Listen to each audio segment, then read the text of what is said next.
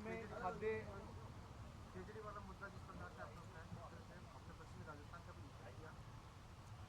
आज नियम 295 के तहत खेजड़ी, ओरण, गोचर और तमाम वो विरासत में हमें मिली संपदाएं जिनको बचाने की जरूरत है, जिनको संरक्षित रखने की जरूरत है, उसको लेके सदन में एक मजबूत एक्ट, एक मजबूत कानून बनाने की बात हमने कही। आप देखेंगे कि बाड़मेर, जैसलमेर, बालोतरा, बीकानेर और इस पूरे वेस्टर्न राजस्थान में लाखों की संख्या में, हजारों की संख्या में पेड़ कटे हैं। और आने वाले चंद सालों में मुझे लगता है कि जिस तरीके से कटाई चल रही है, अगर ऐसे ही कटाई चलती गई तो एक भी खेजड़ी का जो हमारा राज्य वृक्ष है वो देखने को नहीं मिलेगा। हम राजस्थान से आते हैं, यहाँ पे रामदेव जी हो, चाहे तेजा जी हो, चाहे पनराज जी हो, इस धरा के लिए, इस गऊ के लिए, इस वन के लिए, इस ओरण के लिए, इन पेड़ों के लिए अपनी शहादत दी, बलिदानी दी, कुर्बानी दी। मैं आज मां अमृता देवी जी को याद करूंगा, सिर साठे रुख रहे तो भी सस्तो जान। आज उसी प्रदेश में लाखों पेड़ कट रहे हैं और प्रदेश की सरकारें मौन होकर बैठी। आप देखेंगे कि आने वाले 2 तारीख को बीकानेर में पूरे राजस्थान भर के पर्यावरण प्रेमी एक हो रहे हैं, वो मूवमेंट कर रहे हैं। मेरा प्रदेश की सरकार से निवेदन है कि आप जिस तरीके से चल रहे हैं उस तरीके से धीरे धीरे ये संपदा खत्म हो जाएगी। वो गाय जिसके नाम पे हम हमेशा बात करते हैं, चर्चाएं करते हैं, वो गोवंश कहां जाएगा? आपने देखा होगा कुछ ही दिन पहले जैसलमेर से कुछ युवा, वो ओरण प्रेमी पद यात्रा करते हुए जयपुर तक आ रहे हैं। आज आखिर क्यों जरूरत पड़ी कि वो सारे लोग पद यात्रा करते हुए जयपुर आए? ये संपदा किसकी है? इसको बचाने की जिम्मेदारी किसकी है? कौन जिम्मेदार है? कौन काट रहा है? किसको बचानी चाहिए? आज कई सवाल उठ रहे हैं। मुझे लगता है कि प्रदेश की सरकार अगर वाकई चाहती है कि ये प्रदेश हरियालो रहे, तो हरियालो रहने के लिए एक ऐसा मजबूत कानून राजस्थान में भी आना चाहिए जैसा उत्तराखंड और अन्य स्टेट्स में आया है। ये संपदा हमारी है, आने वाली पीढ़ी को बचाने के लिए, उनको विरासत में देने के लिए हमें इन तमाम वन्य संपदा को बचाने की जरूरत है, एक्ट लाने की जरूरत है। खाद्य आपूर्ति विभाग की तरफ से आपने आज बड़ा मुद्दा उठाया कि सबसे पहले तो मैं साध्वी प्रेम बाईसा के श्री चरणों में श्रद्धा सुमन अर्पित करता हूं। और जो भी घटनाक्रम हुआ वो काफी दुखद रहा। मारवाड़, जोधपुर वो एक अपनायत का शहर रहा है, वहां पे इस तरीके की घटना हो जानी ये वाकई दुखद है। परिवार को ईश्वर हिम्मत दे और निश्चित रूप से जांच होनी चाहिए। जो भी तथ्य है वो प्रदेश के सामने, सबके सामने आनी चाहिए। निश्चित रूप से न्याय मिलना चाहिए। देखिए, प्लस और माइनस भी, और किसने ट्रोल करवाया, किस तरीके से हुआ, ये पूरा घटनाक्रम जो है वो जांच, स्पष्ट जांच होना चाहिए और समयबद्ध तरीके से जांच होके जो भी आरोपी है उनके खिलाफ कार्रवाई होनी चाहिए। युवा का भविष्य आप किस तरह देखते हैं? पुनर्विचार होना चाहिए और सभी के हितों को देखिए। मैं विश्वविद्यालय से आया हूँ, मैं छात्र राजनीति से मैंने शुरुआत की है। मैं बतौर छात्र संघ अध्यक्ष मैंने काम किया है, मुझे काम करने का मौका देवतुल्य जनता ने, उन युवा साथियों ने दिया। हम सभी भाई की तरह रहते हैं, हमेशा से एक जो भाईचारा है वो बना रहा है। इस भाईचारे को, इस तारतम्य को तोड़ना कतई उचित नहीं है। निश्चित रूप से इस पे विचार किया जाना चाहिए था।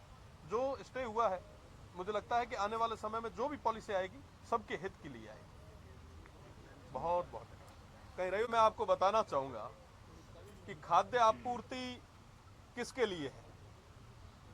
हमारे सोसाइटी में वो निचले तबके का वंचित, शोषित व्यक्ति जिसके पास 2 समय का भोजन नहीं है, वो कोई भूख से यहाँ पे परेशान ना हो, उनको खाद्य मिले, उनको 2 समय की रोटी मिले, उसके लिए खाद्य आपूर्ति जैसा ये बहुत सेंसिटिव डिपार्टमेंट है। अमूमन बहुत कम चर्चा होती है, पर हमने ये बात इसलिए रखी क्योंकि वो तमाम लोग जिनका नाम आज के समय में खाद्य सुरक्षा में जुड़ा नहीं है, वो वंचित ना रहे। हकीकत ये है कि हर गांव में जो जो प्रभावशाली होता है उनके नाम तो इनमें होते हैं, पर जो वाकई जो जरूरतमंद होता है उसकी कोई बात नहीं करता। सत्ताएं, राज, नेता, तमाम लोग बातें उन्हीं की करेंगे जो प्रभावशाली होगा, पर साहब वो निचले तबके की बात कौन करेगा? आज के समय में हर गांव में ऐसे कई लोग हैं जो वाकई जरूरतमंद है पर उनके नाम नहीं। आप गिव अप आपने नाम रखा, कई लोगों ने अपने फॉर्म उठाए। मैंने माननीय मंत्री जी से पूछा कि कितने लोग हैं जिन्होंने स्वेच्छा से अपने नाम उठाए और कितने लोग हैं जिनको आपने निष्कासित किया, आपकी डिपार्टमेंट ने जिसको जबरदस्ती निष्कासित किया, और जिनको आपने निष्कासित किया उनके खिलाफ आपने क्या कार्रवाई की? देखिए साहब, जो जबरदस्ती जो उस क्राइटेरिया में नहीं आता फिर भी अगर किसी गरीब का हक मार रहा है तो उसके खिलाफ कार्रवाई करने की जिम्मेदारी भी तो सरकार की है। सरकार ने अब तक कितने प्रकरण दर्ज किए, उसका जवाब तो मुझे पूरे तरीके से नहीं मिला, पर मैं ये जरूर समझ सकता हूं, जैसे आपने बात भी कही, एक धारणा बनी है आम सोसाइटी में कि ये जितने भी गेहूं आते हैं ये गेहूं पूरे तरीके से खराब और इस तरीके के होते हैं कि अगर कोई स्वस्थ व्यक्ति इसको आहार के रूप में ले तो वो निश्चित रूप से बीमार होगा। आज हर गांव के अंदर आपको कैंसर के कई सारे पेशेंट्स मिलेंगे, और विशेषकर वो निचले तबके के हमारे जो भाई हैं उनमें कैंसर की और तमाम बीमारियों की रेट जो बढ़ गई है, मैं 100% दावे के साथ कह सकता हूं कि इसमें एक बड़ा कारण ये भी है। जब आप रेस्टोरेंट खोलते हैं, छोटा मोटा कोई प्रतिष्ठान खोलते हैं, आप FSSAI से उसको पूरे तरीके से वेरीफाइड कराते हैं, पर साहब ये जो गेहूं बंट रहे हैं इनकी बात कौन करेगा? इनको किसने टेस्ट किया? और रही बात दूसरी, एक बहुत जरूरी जो विषय है कि आप एक महीने में एक व्यक्ति को पर हेड 5 किलो गेहूं देते हैं। अगर 5 किलो को 30 से भाग दूं तो 160 ग्राम होते हैं।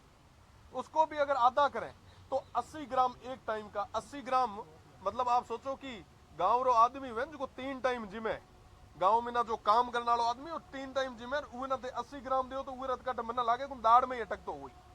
एड़ी स्थितियां हैं, और आप कह रहे हो कि मैं खाद्य रे रूप मीना सभा ना सुरक्षित रख रहा। वाकई इन सेक्टर्स पे काम करने की जरूरत है। आज के समय में निचले तबके के जो आर्थिक रूप से हमारे कमजोर भाई हैं उनकी चिंता हम सभी को करनी होगी। ये सदन में हम लोगों को पहुंचाने वाले वही लोग हैं, और उनकी बात अगर हम नहीं करेंगे तो किसकी बात करेंगे? तो ये 2-3 जो महत्वपूर्ण चीजें थी इनको सदन में रखा भी है, और कल भी कई सारे महत्वपूर्ण विषयों पे निश्चित रूप से चर्चा करवाई जाएगी। चाहूंगा कि दोनों ही सरकारों से वर्तमान में युवाओं का भरोसा उठता जा रहा है। पिछली सरकार में तो कोई अगर परीक्षा देने जा रहा था तो हर कोई उससे पूछता था कि भाई पेपर मिला क्या? ये स्थितियां हो गई थी, आम सी चीज हो गई थी पेपर लीक होना।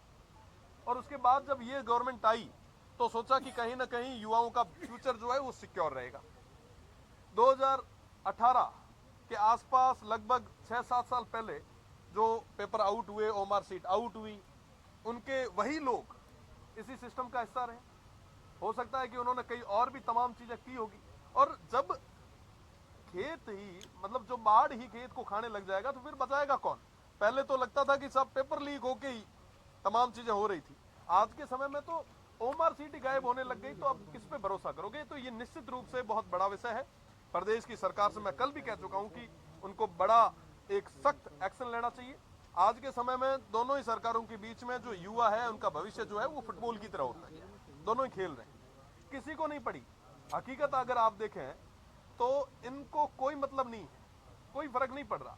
अभी तक कोई मजबूत और सख्त कार्रवाई नहीं हुई। मैं तो प्रदेश की सरकार से निवेदन करना चाहूंगा कि कोई सख्त कार्रवाई करे।